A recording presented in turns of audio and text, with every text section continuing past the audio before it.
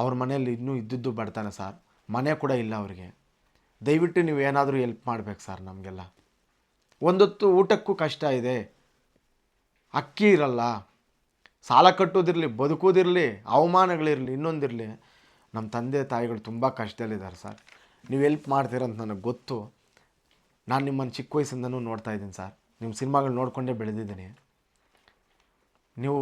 ನಿಮ್ಮನ್ನು ಅಷ್ಟೊಂದು ಫಾಲೋ ಮಾಡಿದ್ದೀನಿ.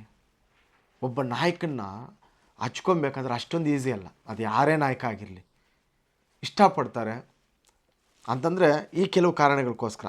ಮತ್ತು ಅದೆಲ್ಲ ಹೇಳ್ತಾ ನಮ್ಗೆ ನೀವೆಲ್ಲ ಸಹಾಯ ಮಾಡ್ತಾರೆ, ನಂಬಿಕೆ ಇದೆ ನನಗೆ. ಓಪನ್ ಟಾಕು, ನನಗೆ ಫೀಲ್ ಇದೆ ಸರ್ ನೀವು ಮಾಡ್ತೀರೇನೋ ಅನ್ನೋಂಥ. ನಾನು ನಿಮ್ಮನ್ನು ತುಂಬ ಹತ್ರದಿಂದ ಗಮನಿಸಿದ್ದೀನಿ. ಸೊ ಈ ಥರ ಎಲ್ಲ ಆದಾಗ ಮತ್ತು ಇನ್ನೂ ಒಂದು ಮುಂದೆ ಹೋಗಿ ನಮ್ಮೂರಿಗೆ ರಸ್ತೆ ಬೇಕು ಸರ್. ನಮ್ಮೂರಿಗೆ ರಸ್ತೆ ಬೇಕು. ರಸ್ತೆ 2 ಕಡೆ ಇದೆ. ನಮ್ಮೂರಿಗೆ ಬರ್ತಕ್ಕಂಥ ಮಾರ್ಗ ಎರಡೂ ರಸ್ತೆಗಳಿಲ್ಲ. ಆಂಧ್ರ ಗಡಿಭಾಗ ಆಯಿತು, ಆಂಧ್ರ ಗಡಿಭಾಗ ಬಿಟ್ಟಾಕೆ ಕರ್ನಾಟಕದ ಭಾಗ ನಮ್ಮ ಶಾಸಕರು, ನಮ್ಮ ಮಂತ್ರಿಗಳು ಪಾಪ ಅವ್ರು ನಿದ್ದೆ ಮಾಡ್ತಾಯಿದ್ದಾರೆ. ಅವ್ರು ಇನ್ನೂ 1-2.5 ವರ್ಷ ಮಾಡಲಿ, ಸಮಸ್ಯೆ ಇಲ್ಲ. ಎಂಥ ವ್ಯವಸ್ಥೆಯಲ್ಲಿ ಬದುಕ್ತಾ ಇದ್ದೀವಿ ನಾವೆಲ್ಲ. ಇವೆಲ್ಲ ಕಣ್ಣೀರು ಬರುತ್ತೆ. ಲೈವಲ್ಲಿ ನೋಡ್ಬೇಕು ಅವ್ರು ಮಾತಾಡ್ತಕ್ಕಂಥ ಮಾತುಗಳು ಎಷ್ಟೆಷ್ಟು ಕಷ್ಟ. ಒಂದೊತ್ತು ಊಟಕ್ಕಾಗುತ್ತಂತೆ ಬಿಟ್ಟೆ ಸ್ಪೋರ್ಟ್ಸ್ ಆಡ್ತಾರಂತೆ. ಮೂಲಭೂತ ಸೌಕರ್ಯಗಳಿಲ್ಲ ಅವ್ರಿಗೆ. ನಾವೇನು ಇವತ್ತು ಕೈಕಾಲು ಚೆನ್ನಾಗಿದ್ದು ಕ್ರಿಕೆಟ್ ಆಡ್ತಾರಲ್ಲ ಆ ಟೀಮ್ಗೆ, ಅವ್ರಿಗೆ ಮಾಡಿದಷ್ಟು ಸೌಕರ್ಯಗಳು ಇವ್ರಿಗಿಲ್ಲ. ಫೀಲ್ಡ್ ಕೊಡಲ್ಲಂತ ಆಟ ಆಡೋಕ್ಕೆ. ಅಂಥವೆಲ್ಲ ಎದುರಿಸ್ಕೊಂಡು ಎಷ್ಟೋ ಕಷ್ಟಗಳು. ಸಿನಿಮಾಗಳು ಬಂದವೆ, ಸಿನಿಮಾಗಳು ಬೇಜಾನ್ ನೋಡಿದ್ದೀವಿ.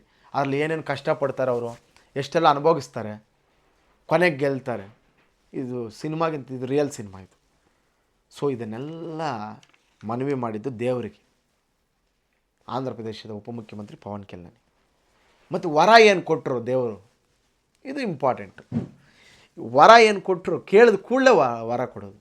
ನೋಡ್ರಿ ಅವ್ರ ಉದ್ದೇಶ ಹೆಂಗೈತೆ ಅಂತ ಅಂದರೆ, ಪ್ರತಿಯೊಬ್ಬ ಕ್ರೀಡಾಕಾರ ಮಹಿಳೆ ಕೂಡ, ಹೆಣ್ಣು ಮಗು ಕೂಡ 5 ಲಕ್ಷ ರೂಪಾಯಿಯನ್ನು ಚೆಕ್ ಕೊಡ್ತಾರೆ. ಪ್ರತಿಯೊಬ್ಬರಿಗೂ 5 ಲಕ್ಷ. ಮತ್ತು ಅವರ ಟೀಮ್ ಇದೆಯಲ್ಲ, ತಂಡದ ಟೀಮ್ಗೆ ಅವ್ರಿಗೆ 2 ಸ್ಟಾಪ್ ಅಂತ ಹೇಳ್ತಾರೆ, 2 ಲಕ್ಷ ರೂಪಾಯಿ. ಟೋಟಲ್ಲು ಜನಸೇನಾ ಟ್ರಸ್ಟಿಂದ 84 ಲಕ್ಷ ರೂಪಾಯಿಗಳನ್ನ